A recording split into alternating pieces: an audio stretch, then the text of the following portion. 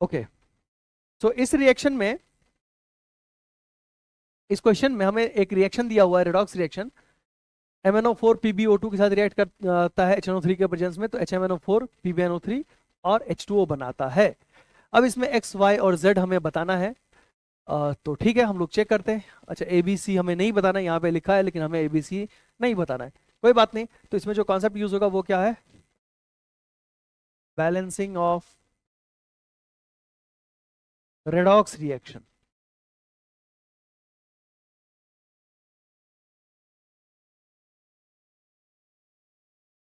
Balancing of redox reaction, ठीक है। तो ये कॉन्सेप्ट हम लोग यहाँ पे लगाने वाले हैं। सो सबसे पहले ऑक्सीडेशन नंबर देखते हैं। मैंगनीज का यहाँ पे +2 है, मैंगनीज का यहाँ पे +7 है, लेड का यहाँ पे +4 है, और लेड का यहाँ पे +2 है। बाकी किसी का ऑक्सीडेशन नंबर चेंज नहीं हो रहा है, NO3 एज इट इज है। तो बाकी हाइड्रोजन ऑक्सीजन किसी का चेंज नहीं हो रहा है, ठीक है। तो हम लोग यहाँ पर में देख चुके हैं कि मैंगनीज का ऑक्सीडेशन स्टेट जो है वो +2 से +7 में जा रहा है, यानी कि 5 इलेक्ट्रॉन का लॉस हो रहा है। और लेड का +4 से +2 में जा रहा है, यानी कि 2 इलेक्ट्रॉन का गेन है। तो हम लोग यहाँ पर में इसको इस तरह से लिख लेते हैं, MnO plus PbO2, this gives HMnO4 plus Pb। Okay, इसको थोड़ा स्पेस दे करके लिख लेते हैं। तो इसको लिख लेते हैं फिर से वापस से, MnO plus PbO2, this gives HMnO4 plus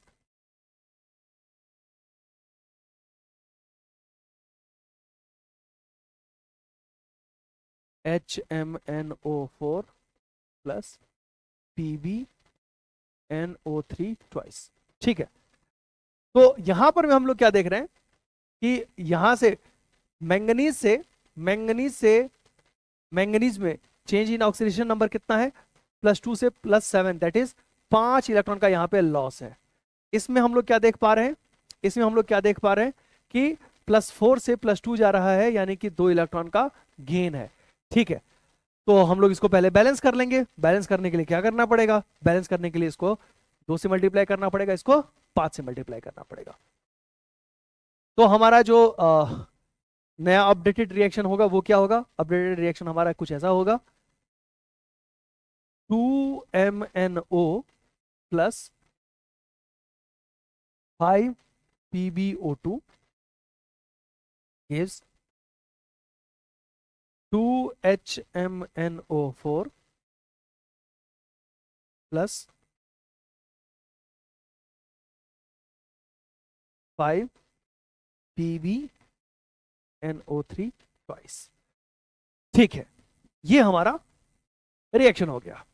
अब इसमें हम लोग जानते हैं कि ये रेडॉक्स इसका बैलेंस हो गया, रेडॉक्स इसका बैलेंस हो चुका है। अब इसमें जो बैलेंस होना बाकी है वो है HNO3 और H2O को बैलेंस करना है हमें इसमें, है ना।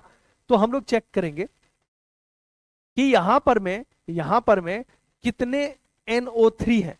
जितने NO3 इस साइड होंगे उतने ही NO3 इस साइड भी होने पड़ेंगे, क्योंकि NO3 में कुछ टूटा नहीं है, नाइट्रोजन टूटा नहीं है ना, ऑक्सीजन नंबर चेंज नहीं हुआ है। तो जितना NO3 इस साइड होगा उतना ही NO3 इस साइड होगा। तो इस साइड है 5 × 2, 10 HNO3, 10 NO3 है, तो यहाँ पे 10 HNO3 लगाना होगा हमें। तो 10 HNO3 जैसे ही ऐड कर देंगे NO3 बैलेंस हो जाएगा, ठीक है। फिर उसके बाद हम लोग क्या कहेंगे? हम लोग को चेक करना है कि अच्छा H2O बैलेंस है कि नहीं है, तो ठीक है, उसको भी बैलेंस कर लेंगे। तो यहाँ पर हमें क्या दिख रहा है कि 10 हाइड्रोजन इस साइड में है, 10 हाइड्रोजन इस साइड में है, और 2 हाइड्रोजन इस साइड में, यानी कि 8 हाइड्रोजन का डिफरेंस है। यानी 8 हाइड्रोजन को बैलेंस करने के लिए हमें यहाँ पे 4 H2O ऐड करना पड़ेगा। तो 4 H2O जैसे ही हम लोग ऐड करेंगे, यहाँ पे ऑक्सीजन अपने आप बैलेंस हो जाएगा। चेक कर लेते हैं हम लोग।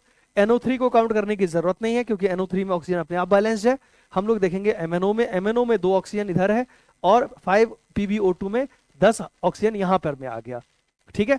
सो 2 और 10 12 हो गए। यहाँ पे हम लोग देखेंगे 4 इंटू 2 8 और 4 यहां पे आ गया ऑक्सीजन, यानी कि 12। यानी कि ये हमारा बिल्कुल बैलेंस रिएक्शन है, कोई दिक्कत इसमें नहीं है।